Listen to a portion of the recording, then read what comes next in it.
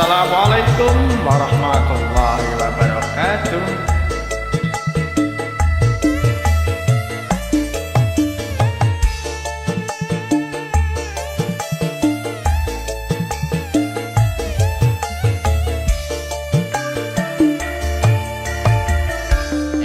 Ngendi nggonku goleki bote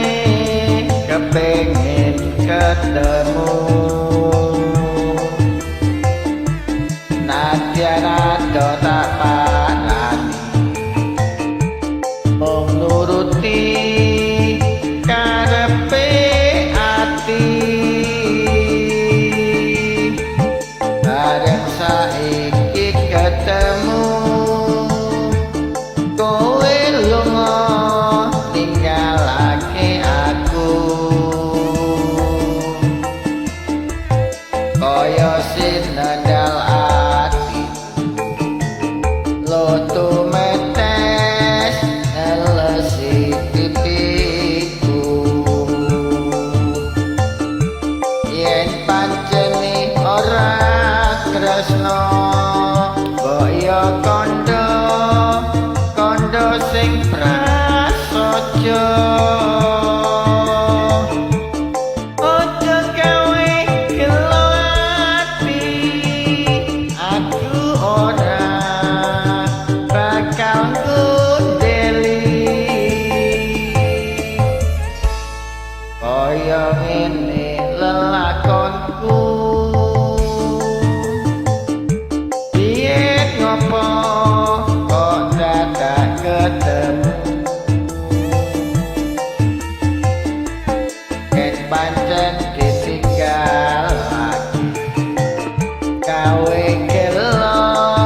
ati sak lawase